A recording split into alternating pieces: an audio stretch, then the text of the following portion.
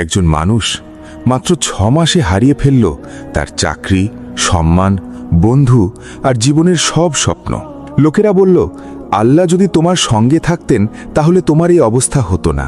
কিন্তু সেই মানুষটি শুধু মাথা নিচু করে বলেছিল, আমি এখনো পুরো গল্পটা দেখিনি, তাই আল্লাহর ফয়সালা নিয়ে অভিযোগ করার অধিকারও আমার নেই।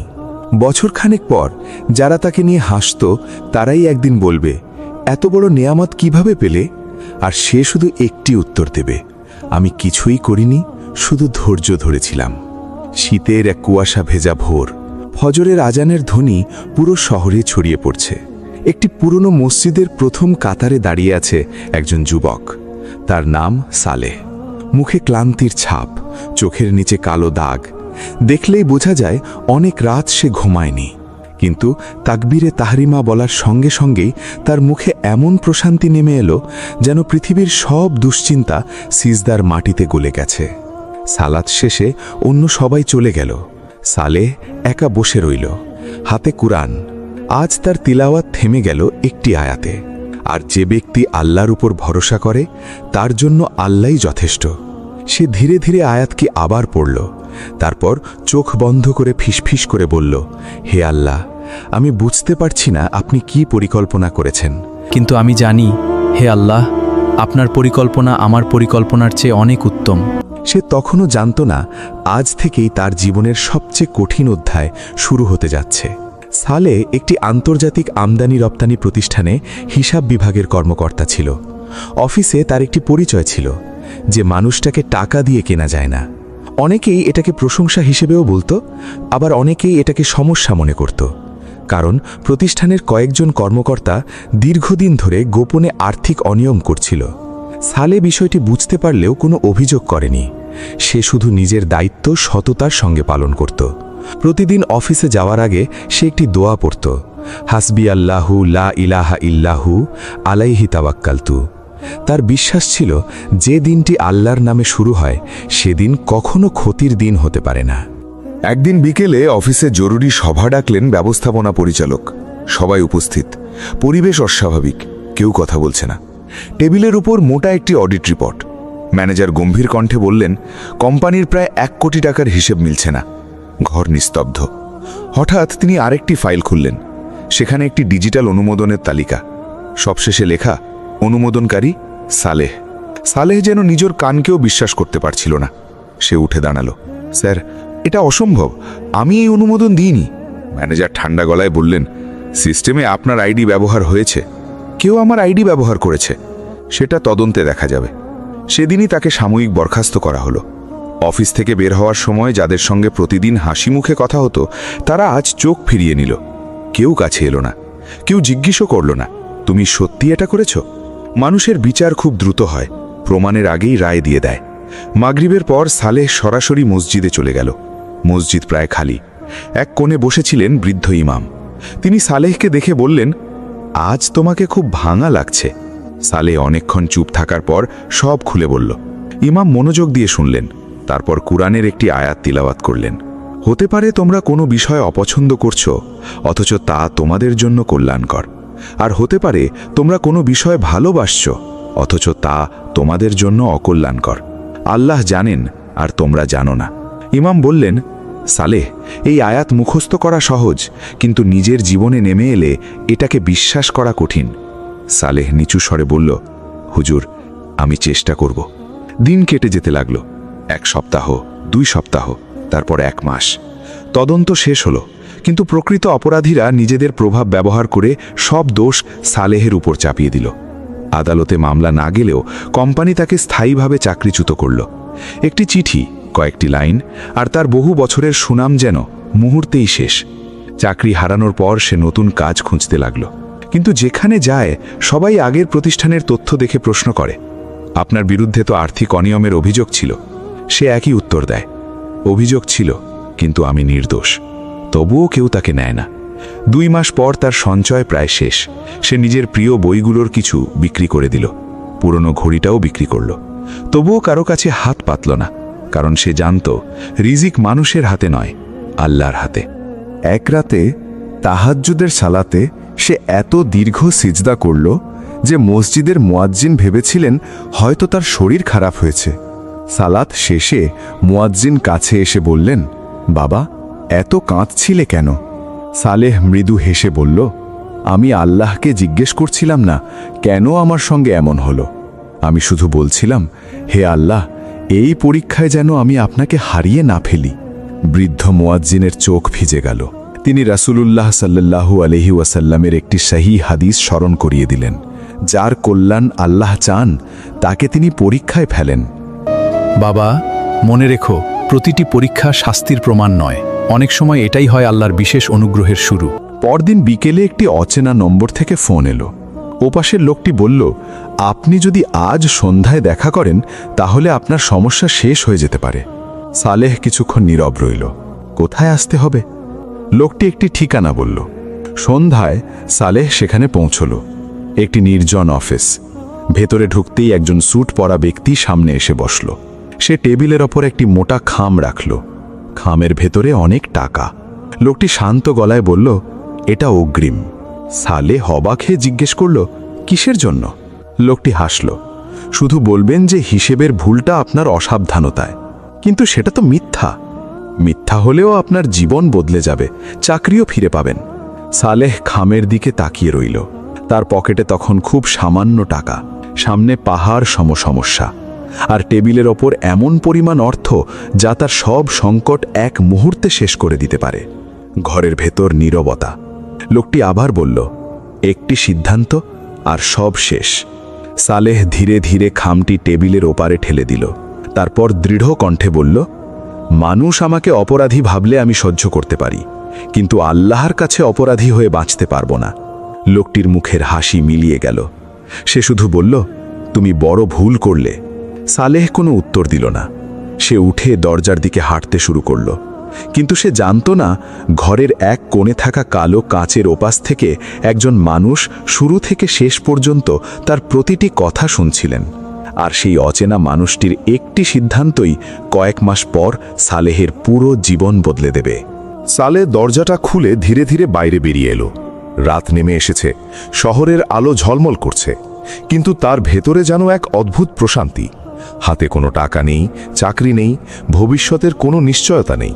তবুও তার বুক হালকা, কারণ সে জানে আজ সে ক্ষুধাকে ভয় পেয়েছে, কিন্তু আল্লাহকে ভয় করা ছাড়েনি। সে জানত না যে কক্ষ থেকে সে বেরিয়ে এসেছে তার ভেতরের কালো কাচের আড়ালে বসে থাকা একজন প্রবীণ মানুষ সবকিছু দেখেছেন। তিনি কোনো কথা বলেননি, শুধু টেবিলের ওপর থাকা একটি ফাইলে লিখলেন, চাপের মুখেও সত্য বিক্রি করেনি, পর্যবেক্ষণ চালিয়ে যাও। সালেহ এসবের কিছুই জানত না। পরদিনও সে আগের মতো ফজরের জামাতে হাজির হল। সালাত শেষে দীর্ঘ সময় ধরে কুরআন তিলাওয়াত করল। আজ তার চোখ থেমে গেল সূরা ইউসুফের একটি আয়াতে। নিশ্চয়ই যে তাকওয়া অবলম্বন করে এবং ধৈর্য ধারণ করে, তবে আল্লাহ অবশ্যই সৎকর্মশীলদের প্রতিদান নষ্ট করেন না। সে অনেকক্ষণ আয়াতটির দিকে তাকিয়ে রইল। হযরত ইউসুফ আলাইহিস সালামের জীবনের কথা তার মনে ভেসে উঠল। কূপ, দাসত্ব, কারাগার, তারপর সম্মান। সে মনে মনে বলল, হে আল্লাহ, ইউসুফ আলাইহিস সালামের রব তো আপনি, আমার রবও আপনি। আমি শুধু ধৈর্য ধরতে চাই। দিন গড়াতে লাগল। 3 মাস পার হয়ে গেল। সালেহ প্রতিদিন কোথাও না কোথাও চাকরির আবেদন করত, কখনো ইন্টারভিউ পর্যন্ত যেত, কিন্তু শেষ মুহূর্তে আগের প্রতিষ্ঠানের অভিযোগের কথা শুনে সবাই পিছিয়ে যেত। একদিন একটি প্রতিষ্ঠানের পরিচালক সরাসরি বললেন, আমরা আপনার যোগ্যতা নিয়ে সন্দেহ করছি না, কিন্তু আপনার অতীত নিয়ে ঝুঁকি নিতে পারছি না। সালেহ শুধু বলল, আল্লাহ আপনার জন্য সহজ করুন। সে কোনো তর্ক করল না, রাগও করল না। সেদিন দুপুরে প্রচণ্ড রোদ। পকেটে ছিল শেষ কয়েকটি নোট। একটি হোটেলের সামনে দাঁড়িয়ে সে ভাবল, আজ কি খাবে নাকি এই টাকাটা আগামীকালের জন্য রেখে দেবে। ঠিক তখন পাশের মসজিদ থেকে জোহরের আজান ভেসে এলো। সে হোটেলে না গিয়ে মসজিদে ঢুকে পড়ল। সালাত শেষে ইমাম একটি হাদিস পড়ছিলেন। রাসূলুল্লাহ সাল্লাল্লাহু আলাইহি ওয়াসাল্লাম বলেছেন, যদি তোমরা আল্লাহ ওর উপর যথাযথ তাওয়াক্কুল করতে, তবে তিনি তোমাদের এমনভাবে রিজিক দিতেন যেমন তিনি পাখিদের রিজিক দেন। তারা সকালে খালি পেটে বের হয় এবং সন্ধ্যায় ভরা পেটে ফিরে আসে। হাদিসটি শুনে সালেহের চোখ ভিজে উঠল। সে ভাবল, পাখিরাও তো বাসায় বসে থাকে না, তারা বের হয়, চেষ্টা করে, তারপর আল্লাহ তাদের রিজিক দেন। সেদিন থেকে সে নিজের হতাশাকে আর বসে থাকতে দিল না, আরও বেশি চেষ্টা শুরু করল। এদিকে যাদের কারণে সালেস চাকরি হারিয়েছিল তারা ধীরে ধীরে অস্থির হয়ে উঠছিল, কারণ প্রতিষ্ঠানের বিরুদ্ধে স্বাধীন ফরেনসিক অডিট শুরু হয়েছে। তারা বুঝতে পারছিল সত্য বেশি দিন চাপা থাকবে না। তাদের একজন বলল, সালেহ যদি মুখ খোলে? অন্যজন উত্তর দিল, ও খুলবে না, ও আমাদের মতো না। তৃতীয়জন বলল, তবু ওকে নজরে রাখো। এক সন্ধ্যায় সালেহকে আবার একটি অচেনা নম্বর থেকে ফোন করা হলো। আপনি কি আজ রাত 8টায় দেখা করতে পারবেন? আপনি কে? দেখা হলে পরিচয় দেব। সালেহ কিছুক্ষণ ভেবে সম্মতি দিল। নির্ধারিত জায়গাটি ছিল শহরের এক পুরনো লাইব্রেরির পাশে ছোট্ট একটি অফিস। ভেতরে ঢুকতেই সে দেখল মাঝবয়সী এক ব্যক্তি বসে আছেন। লোকটি বললেন, বসুন। কিছুক্ষণ নীরবতা। তারপর তিনি জিজ্ঞেস করলেন, আপনি কি সত্যিই জানতেন না যে আপনাকে ফাঁসানো হবে? সালেহ উত্তর দিল, আমি অনিয়ম টের পেয়েছিলাম, কিন্তু প্রমাণ ছাড়া কাউকে অভিযুক্ত করতে চাইনি। আপনার বিরুদ্ধে যারা ষড়যন্ত্র করেছে তাদের শাস্তি দেখতে চান? সালেহ একটু ভেবে বলল, আমি সত্য প্রকাশক এটাই চাই, প্রতিশোধ চাই না। লোকটির চোখে বিস্ময়ের ছাপ ফুটে উঠল। তিনি ড্রয়ারের ভেতর থেকে একটি কাগজ বের করলেন। এটি পড়ুন। সালেহ পড়ে দেখল এটি একটি গোপন তদন্ত সংস্থার পরিচয়পত্র। লোকটি বললেন, আমরা কয়েক মাস ধরে পুরো বিষয়টি পর্যবেক্ষণ করছি। তাহলে আপনারা জানেন আমি নির্দোষ? আমরা জানি, কিন্তু আদালতে সত্য প্রতিষ্ঠার জন্য প্রমাণ লাগে, অনুভূতি নয়। সালেহ মাথা নাড়ল। লোকটি আরও বললেন, আপনাকে নিয়ে আরেকটি বিষয় আমাদের অবাক করেছে। কি? আপনাকে 2 বার ঘুষের প্রস্তাব দেওয়া হয়েছে, 2 বারই আপনি ফিরিয়ে দিয়েছেন। সালেহ মৃদু হেসে বলল, হারাম টাকা দিয়ে সমস্যা শেষ হয় না, শুধু পরীক্ষা বদলে যায়। লোকটি কিছুক্ষণ চুপ করে রইলেন। তারপর বললেন, আপনার মতো মানুষ এখন খুব কম দেখা যায়। সেদিন বিদায় নেওয়ার আগে লোকটি শুধু একটি কথা বললেন, আর কিছুদিন ধৈর্য ধরুন। কতদিন? লোকটি হেসে বললেন, সেটা আমি জানি না, তবে এটুকু জানি, আল্লাহর সময় কখনো ভুল হয় না। সেই রাতে সালেহ দীর্ঘ সময় তাহাজ্জুদ পড়ল। সিজদায় সে আর চাকরি চাইল না। সে শুধু বলল, হে আল্লাহ, যদি আপনি চান আমি আরও অপেক্ষা করি, আমি অপেক্ষা করব, কিন্তু আমাকে যেন আপনার উপর ভরসা হারাতে না দেন। তার মনে পড়ল রাসূলুল্লাহ সাল্লাল্লাহু আলাইহি ওয়াসাল্লামের সেই সহিহ হাদিস, মুমিনের ব্যাপারটি কতই না আশ্চর্য, তার প্রতিটি অবস্থাই তার জন্য কল্যাণকর। সুখ এলে সে শুকরিয়া আদায় করে, আর কষ্ট এলে সে ধৈর্য ধারণ করে। উভয় অবস্থাই তার জন্য কল্যাণকর। সালেহ বুঝতে শুরু করল, সম্ভবত আল্লাহ আগে তার সমস্যা দূর করতে চাননি, তিনি আগে তার অন্তরকে শক্তিশালী করতে চেয়েছেন। এদিকে শহরের সবচেয়ে বড় ইসলামিক ওয়াকফ প্রতিষ্ঠানের ট্রাস্টি বোর্ডে একটি বৈঠক চলছিল। প্রধান ট্রাস্টি টেবিলের ওপর একটি ফাইল রাখলেন। ফাইলের প্রথম পাতায় একটি নাম, সালেহ। একজন সদস্য বললেন, এই মানুষটির বিরুদ্ধে তো অভিযোগ ছিল। প্রধান ট্রাস্টি শান্ত কণ্ঠে উত্তর দিলেন, অভিযোগ ছিল, কিন্তু আমাদের হাতে এখন সত্যও আছে। তিনি ধীরে ধীরে ফাইলটি খুললেন।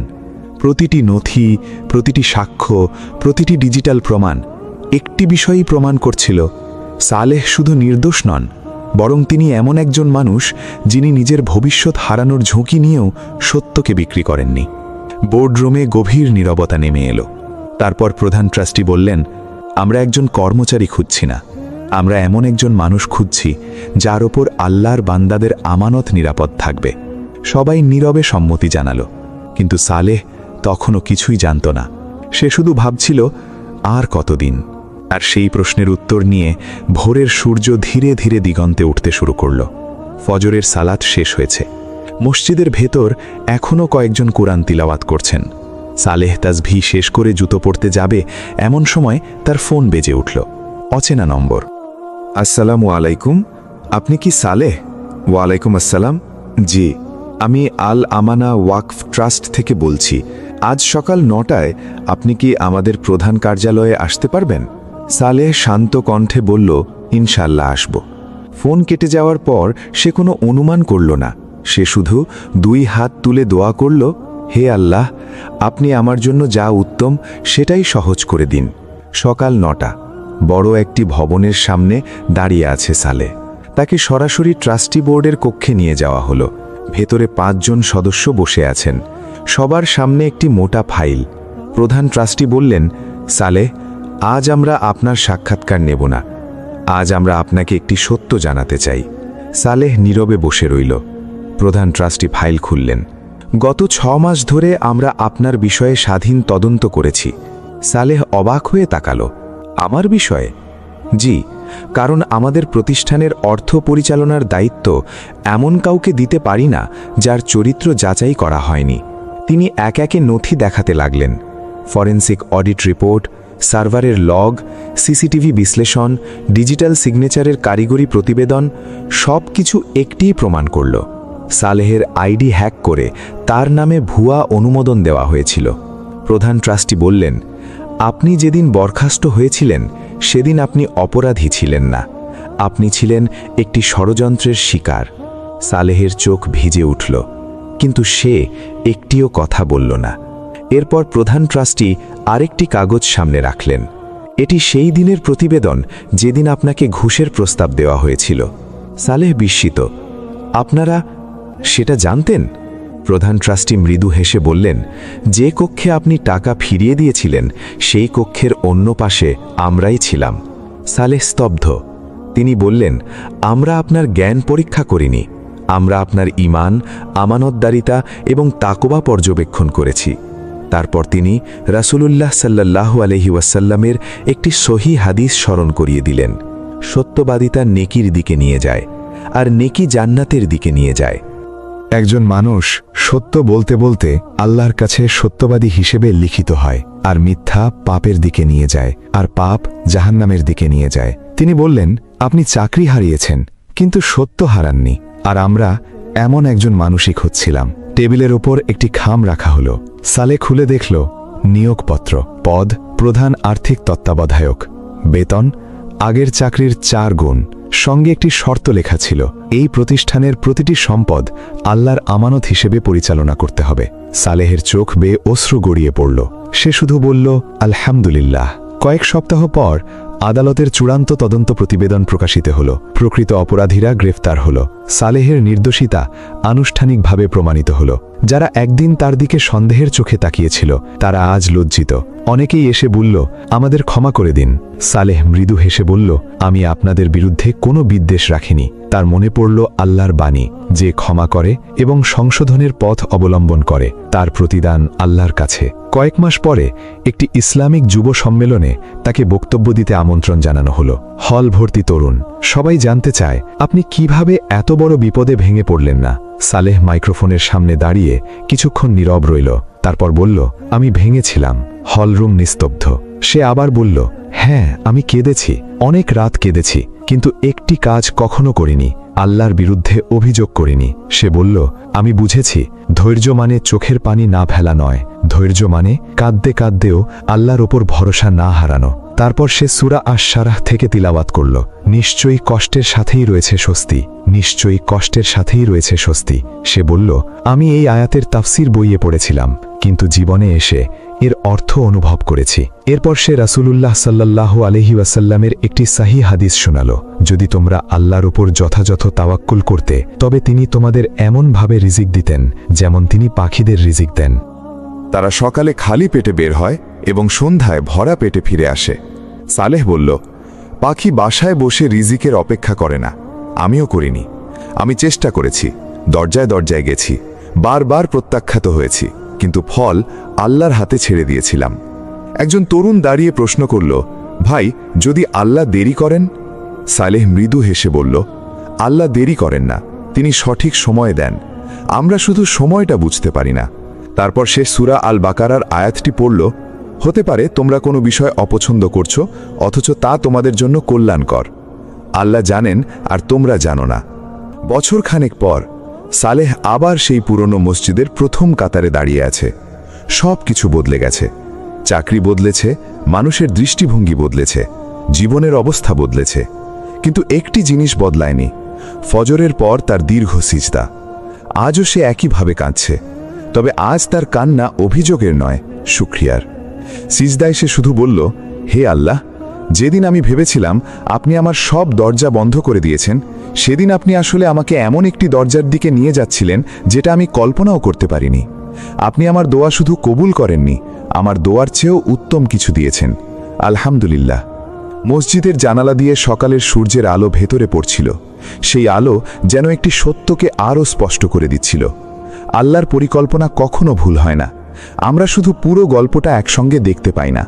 তাই মনে রাখুন, যদি আজ আপনার জীবন অন্ধকারে ঢেকে যায়, যদি মানুষ আপনাকে ভুল বোঝে, যদি হালাল পথে চলতে গিয়ে ক্ষতির মুখোমুখি হন, তবুও আল্লাহর ওপর ভরসা ছাড়বেন না। কারণ কোরআনের প্রতিশ্রুতি সত্য। নিশ্চয়ই আল্লাহ ধৈর্যশীলদের সঙ্গে আছেন। এবং রাসূলুল্লাহ সাল্লাল্লাহু আলাইহি ওয়াসাল্লাম বলেছেন, মুমিনের ব্যাপারটি কতই না আশ্চর্য, তার প্রতিটি অবস্থাই তার জন্য কল্যাণ। কষ্টে ধৈর্য ধরলে সেটিও তার জন্য কল্যাণ। আল্লাহ আমাদের এমন ঈমান দান করুন যাতে পরীক্ষার সময় আমরা ফলাফল নয় তার ওপর ভরসা করতে শিখি। কারণ ধৈর্যের পরে যখন পর্দা সরে যায়, তখনই বোঝা যায় আল্লাহর প্ল্যান সবসময় সেরা। আমিন।